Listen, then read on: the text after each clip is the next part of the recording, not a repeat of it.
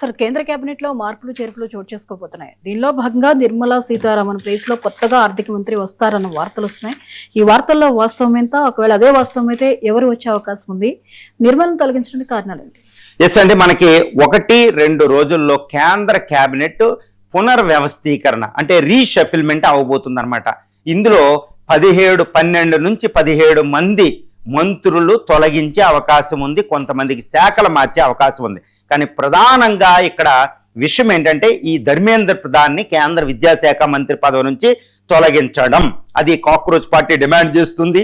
ఆయన కూడా ఇటు సిబిఎస్ఈ రీఎవాల్యుయేషన్లో తప్పులు, నీట్లో తప్పులు, ప్రభుత్వ వ్యతిరేక వచ్చింది కాబట్టి ఆయన కొనసాగించడం ఎట్టి పరిస్థితుల్లో కుదరదు. కాబట్టి అది దీని తర్వాత అత్యంత ప్రధానమైన విషయం ఏంటంటే ప్రస్తుతం గత 6 సంవత్సరాలుగా 6 నుంచి 7 సంవత్సరాలు అంటే ఆల్మోస్ట్ 2019 నుంచి కేంద్ర ఆర్థిక శాఖ మంత్రిగా పనిచేస్తున్న నిర్మలా సీతారామన్ని ఆర్థిక మంత్రి పదవి నుంచి తొలగించి ఆవిడ ప్లేస్లో చాలా శక్తివంతమైన ఒక ఎకనామిక్ ఫైనాన్స్ మినిస్టర్ని, కొత్త ఆర్థిక శాఖ మంత్రిని తీసుకురావడం. ఇది మోడీ తీసుకోబోయే అతిపెద్ద నిర్ణయంగా నేనైతే చూస్తాను. దేశ ఆర్థిక వ్యవస్థకి కొత్త ఊపిరి ఇవ్వడం అనమాట.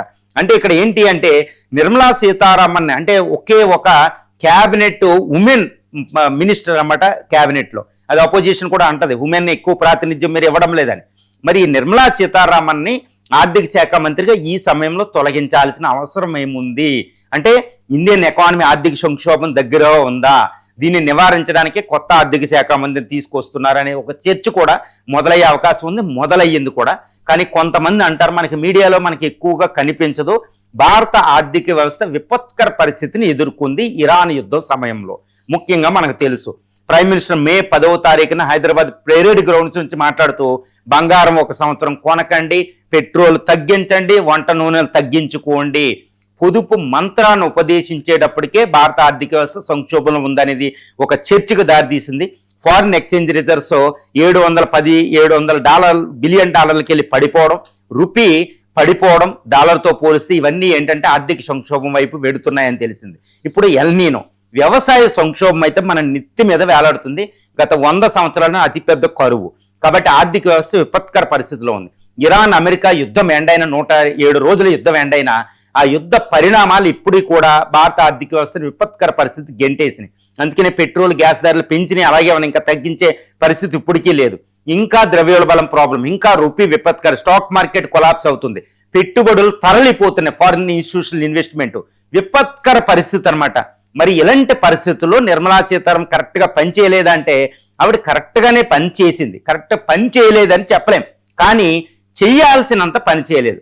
ఓకే, నా ఎస్టిమేషన్ ప్రకారం ఏంటంటే భారత ఆర్థిక వ్యవస్థ గ్రోత్ రేట్ ఎంత ఉండాలండి?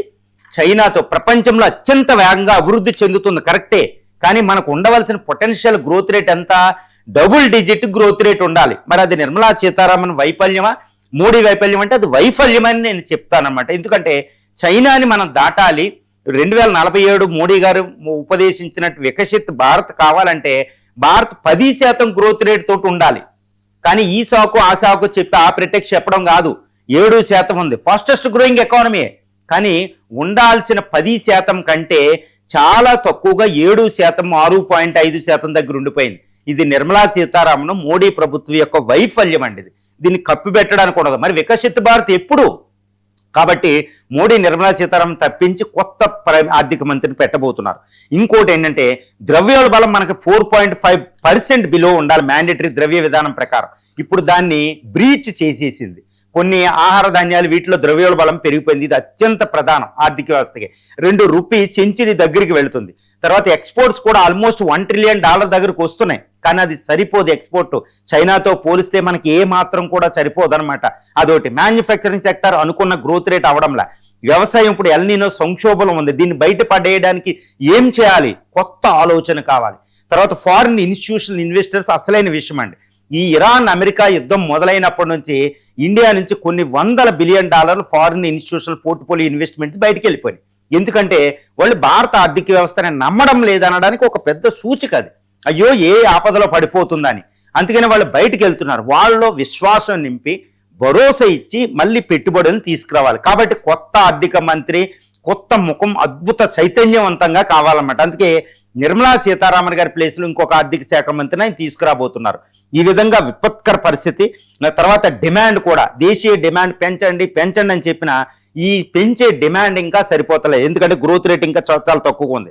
ఆ పక్కన జియో పొలిటికల్ టెన్షన్స్, ఇప్పుడు ఇరాన్, ఇప్పుడు గల్ఫ్ యుద్ధం ఇంకా ఎండ ఉందని మనం చెప్పలేం. ఇజ్రాయెల్ ఇరాన్ మధ్య ఇంకా పొంచి ఉంది. రష్యా ఉక్రెయిన్ యుద్ధం అలాగే ఉంది. జియో పొలిటికల్ టెన్షన్స్ ఇంకా వచ్చే సంవత్సరాలు ఉండే అవకాశం ఉంది. కాబట్టి విపత్కర పరిస్థితిలో ఆర్థిక వ్యవస్థ ఉండబోతుంది. ఇప్పటికీ ఫారిన్ ఎక్స్చేంజ్ రేట్స్ కావాల్సినంత పెరగడంలే. అక్కడ బ్రిక్స్, అక్కడ ఇది ఉంది. తర్వాత ఈ బంగారం, అనవసరమైన అన్ప్రొడక్టివ్ అసెట్స్ ఇంపోర్ట్ అయిపోతుంది. ఇదంతా ఒక కాంప్లెక్స్ సిచ్యువేషన్ ఉంది.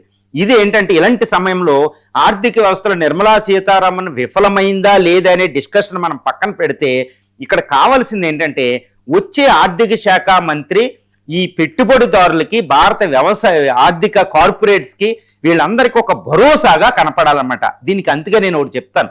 1991 జులై దేశం స్వతంత్ర చరిత్రలో అత్యంత విపత్కర పరిస్థితిని ఎన్నుకునేటప్పుడు అప్పటి మహానుభావుడు అనుకోవాలి పివి నరసింహారావు తీసుకున్న ఒక పెద్ద నిర్ణయం ఏంటంటే మన్మోహన్ సింగ్ని తీసుకురావడం.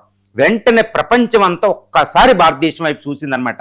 ఎందుకంటే మన్మోహన్ సీజనల్ పొలిటీషియన్స్ కాకుండా, ఒక ఎంపీ, రాజ్యసభ వీళ్ళని కాకుండా ఒక ప్రొఫెషనల్ ఎకనామిస్ట్ని పివి నరసింహారావు తీసుకొచ్చారు. ఇది భారతదేశాన్ని బతికించింది. ఇప్పటికీ మనం ఎంత విజయం సాధించాం. మరి ఇప్పుడు మోడీ ఇదే చేయబోతున్నారంటే తప్పనిసరిగా ఆ బాటలోనే మోడీ వెళ్లే అవకాశం ఎక్కడ ఉంది. ఎందుకంటే భారత ఆర్థిక వ్యవస్థకి మరో మన్మోహన్ ఇక్కడ కావాలి. మరో మన్మోహన్. ఎందుకంటే 1991లో మొదలుపెట్టిన ఆర్థిక సంస్కరణలు విపత్కర పరిస్థితికి చేర్చుకున్నాయి. అంటే ప్లాట్యూ స్టేట్కి వచ్చినాయి. ఒక కొత్త న్యూ ఎనర్జీస్ ఇవ్వాలన్నమాట. కాబట్టి నిర్మలా గారు విఫలం అవ్వలేదు. ఆవిడ అద్భుతంగా పనిచేసింది. కరోనా టైం ఏంటి, ఈ టైం ఏంటి, 2 యుద్ధాలు, ఈ టైంలో ఆవిడ చాలా బాగా పనిచేసి ఫాస్టెస్ట్ గ్రోయింగ్ ఎకానమీగా మార్చింది. గ్రోత్ రేట్ 7% ఉంది, కానీ చెప్పుకోదగ్గలేదు. కాబట్టి నిర్మలా విఫలం అవ్వకపోయినా ఒక కొత్త ఆర్థిక శాఖ మంత్రి మరో మన్మోహన్ కావాలి. అందుకే ఇప్పుడు మోడీ ఏంటంటే 2 ఆప్షన్స్ ఉన్నాయంటే తెలుస్తుంది. 2 ఆప్షన్స్, వీళ్ళిద్దరిలో ఎవరో ఒకరు కొత్త ఆర్థిక శాఖ మంత్రిగా వచ్చే అవకాశాలు 99% మనకు ఉన్నాయి. ఎవరు అంటే ఈ యొక్క పీయూష్ గోయల్, ఇప్పుడు ప్రస్తుతం వాణిజ్య శాఖ మంత్రి. ఈయనకి ఇంటర్నేషనల్లీ ఎకనామిస్ట్ అనే ఒక పేరు ఉంది. ఎందుకంటే India EU trade, India America trade డిస్కషన్స్లో India Japan, India Australia, India తర్వాత ఇండియా UAE ఈ యొక్క FTL ఫ్రీ ట్రేడ్ అగ్రిమెంట్లో దిగ్విజయంగా ఆయన చేయగలిగారు. ఇప్పుడు ఎక్స్పోర్ట్స్ని కూడా $1 ట్రిలియన్ దగ్గరికి ఆయన తీసుకెళ్తున్నారు. ఒక అద్భుతమైన ర్యాపో ఉందన్నమాట ఎకనామిక్ ఫ్రాటర్నిటీలో.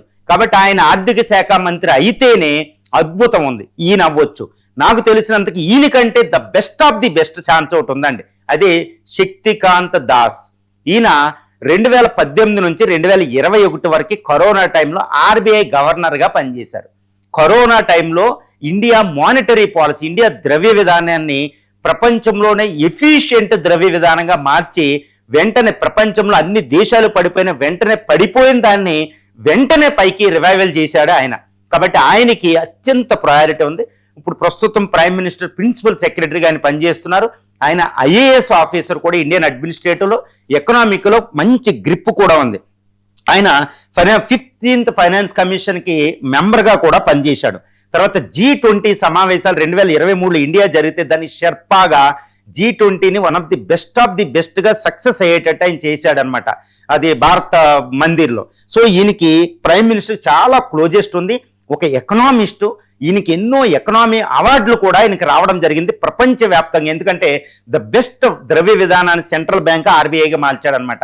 ఈయన శక్తివంతమైన, ఈయన మరో మన్మోహన్ అని చెప్పొచ్చు. RBI గవర్నర్గా పనిచేయడం, చాలా శక్తివంతంగా వరల్డ్ వైడ్ ఆయన ఎకనామిస్ట్గా రావడం, ఇవన్నీ. కాబట్టి మరో మన్మోహన్గా మనం శక్తికాంత్ దాస్ని కొత్త నిర్మలా సీతారామన్ ప్లేస్లో కొత్త ఆర్థిక శాఖ మంత్రిగా భారతదేశం చూడబోతుందనేది ఇక్కడ ఊహ. అందరూ అదే అనుకుంటున్నారు, చర్చించుకుంటున్నారు. ఇప్పుడు మోడీ ఈయన్ని తీసుకురావడం వల్లే కొత్త జీవితం, ఒక రివైవల్, ఒక న్యూ ఎనర్జీ అనేది ఇండియన్ ఎకానమీలో పెట్టుబడిదారులు ఇచ్చే అవకాశం ఉంది. లేదా 2029లో మోడీ గవర్నమెంట్ ఈ వచ్చే లోక్సభ ఎన్నికల్లో విపత్కర పరిస్థితిని ఫేస్ చేయబోతుంది. ఎందుకంటే ఎకనామిక్ ఇండికేటర్సే ఆ గవర్నమెంట్కి బారోమీటర్, ఆ గవర్నమెంట్ పనితీరుకు నిదర్శనం. ప్రస్తుతం ఉన్న ద్రవ్యోల్బలం, ప్రస్తుతం ఉన్న పెట్రోల్ ధర, యుద్ధాలు, ఆర్థిక వ్యవస్థ, నిరుద్యోగం, వీటన్ని విషయంలో ఇదే కంటిన్యూ అయితే మోడీ 2029లో ఓడిపోయే అవకాశం ఉంది. కాబట్టి ఇది తప్పించడానికి మిషన్ 2029 రూపంలో కొత్త ఆర్థిక శాఖ మంత్రి నిర్మలా సీతారామన్ ప్లేస్ లోకి రాబోతున్నారు.